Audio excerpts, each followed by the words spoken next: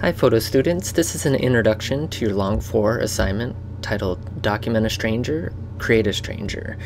And what we're going to do in this assignment, pay attention to due dates. Just because the due dates are shown here in the video, they don't always correspond semester by semester with what is in our Google Classroom, so just pay close attention. We're going to have this assignment in two parts. This is going to be your first part, which is creating a description of your idea for the project. And I want you to outline a few things here. I want you to outline the method by which you are going to create this project or take these photographs, the technique or techniques, and the questions you want to answer through the work. All right, and part two is going to be the shooting and editing of these images. I'm going to note here that I think the more you shoot, the better. It allows you to edit and eliminate certain images, but the more images you have to work with in order to create a series, the better. Now, we're shooting in RAW format at this point. We started in Long 3 shooting RAW, and we're going to continue shooting RAW, and I'm going to reiterate some of those demos in Google Classroom for you. So make sure your camera's set to RAW and you're looking at how to process RAW images through our workflow documents and videos. Now, these are just some suggestions. We do have I have some flexibility here, and I'm interested in you having your own take on these assignments. So just keep in mind that I'm using these as or I'm introducing this section as a kind of guide as to what you might do, but I'm open to other ideas. So you'll create a portrait of a person using strategies of both documentary and fiction. Combine elements of unrehearsed, intuitive shooting with planned, constructed or directorial image making. So when I say that, that's kind of a spectrum I'm using, where you go out and it's unrehearsed, you're just trying to capture images in the world. Intuitive shooting, that's planned to a degree, you know what you're going to go seek and find. Where they're completely constructed images, so you're fabricating or creating the image and documenting that, or a completely directorial image making, so everything from start to finish is really highly constructed. Now, things that you might be interested in answering: who's this person, what do they look like, what do they do, where do they live, why are they interesting. What you're going to turn in is you're going to shoot a minimum of 150 images per my suggestion. You're going to select a minimum of 7 to 10 of those images to create a compelling portrait of this person. Text can be employed as part of this presentation or your part as your presentation, but the images should carry most of the narrative weight. Okay. Now, some examples I'm going to go through here that I think are great for helping us understand some of these questions, especially like what's a method, technique, and questions. This is a series of works by Richard Rinaldi called Touching Strangers. What's really nice, you can go to his website and you can go to a nice video documenting his process. What you're seeing here is Richard Rinaldi going out on the street and looking and seeking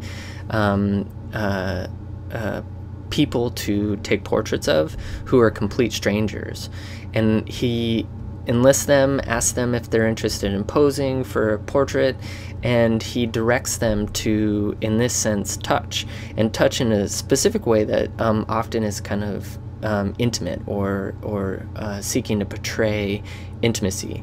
Now, he calls it Touching Strangers, and when you watch this video, you'll see that he's got a process. He's got a large format camera, he's in dialogue and conversation with these people, and then he poses them and asks them to stand in particular ways. And I think this is a really good example of a very directorial approach. And he talks about what he's seeking and the kind of questions he's seeking to answer, and a lot of that has to do with this idea of intimacy and its relationship to relational situations with strangers.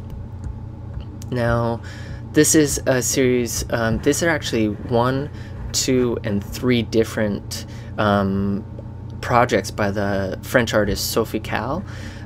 Here's a link to some more of this, but this series here is a document of a series of images she took of a person that she met once at a exhibit opening of her work, had a conversation with him, and found out from him in that conversation that he was going to be taking a trip from Paris to Italy, and she decided to follow him without his knowledge. And this ending image here is where he notices her and confronts her.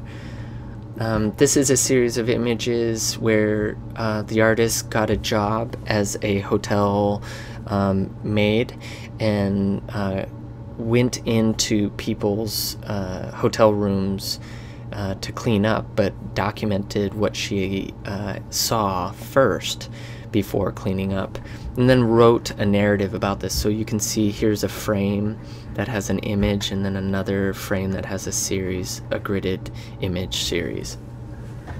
This right here is a series of 4 images where she hired her mother to hire a private investigator to, at an undisclosed time, follow her. So these are images taken of her coming and going from certain spaces. Now, this isn't the exact series. This is taken from a kind of knockoff of that, but I had a really hard time finding the exact series. So, but these relate. And a lot of this is kind of interrogating how we read photographs. So when an image is composed in a specific way and is taken from a certain perspective at a certain distance with a certain type of lens, in black and white possibly, they all kind of read formally as someone spying or investigating someone. And so that's a way of really showing and demonstrating how images are read. Okay.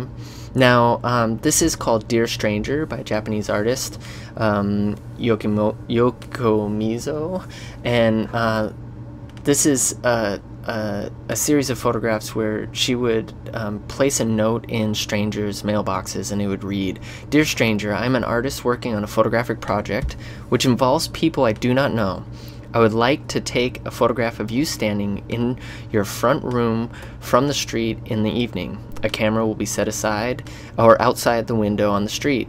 If you do not mind being photographed, please stand in the room and look into the camera through the window for 10 minutes on this date and time. And I will take your picture and then leave. We will remain strangers to each other. If you do not want to get involved, please simply draw your curtains to show your refusal. I really hope to see you from your window." And if you look at the series, there's a really nice book published of this. You get a gamut of images of people either posing, the blind shut, or empty spaces where people had forgotten or didn't want to participate and just ignored the letter, or ones where they had forgotten and they were kind of moving around their space. Now, this is more traditionally photojournalism. This is Eugene Smith, who was one of the original Magnum photographers for Life magazine, and this is called Country Doctor. This is a series of images of what it sounds like. It's very specific, and they're images that go along with an editorial. He was very famous for getting lost on some of these projects, insofar as he would just disappear and not report back to Life magazine for weeks on end. And supposedly his process was, the legend is that he wouldn't load film for the first couple weeks or so as a way of desensitizing the subject to his presence.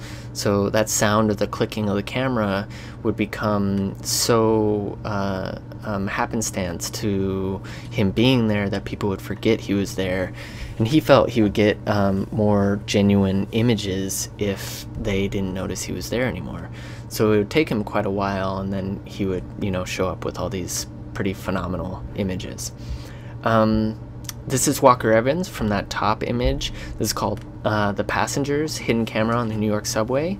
And it's what it sounds like. Walker Evans would go on the New York subway and with a hidden camera photograph, let me return there, photograph passengers without them knowing it. This is very similar, and something that there's an article here called "You'd Be Arrested If You Tried to Take These on Airplane Photos Today." These are really wonderful and beautiful images. This photographer, Shabel's images of airplane windows, and so you get these really beautiful profiles and portraits of people kind of with a frame within a frame of total strangers.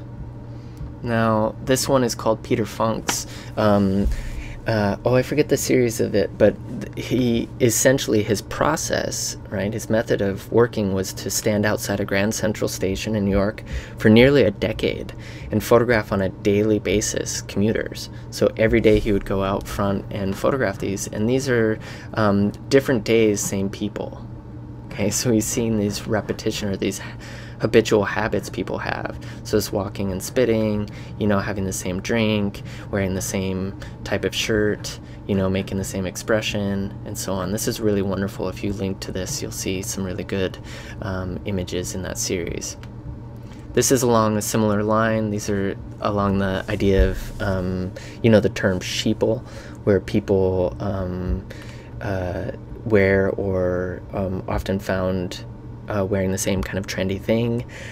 This would be an hour-long photograph on a certain day in a corner in a shopping area, commerce area, and you would find all these people wearing the same, you know, I hate the term man purse, but that's, I think, what he was calling them.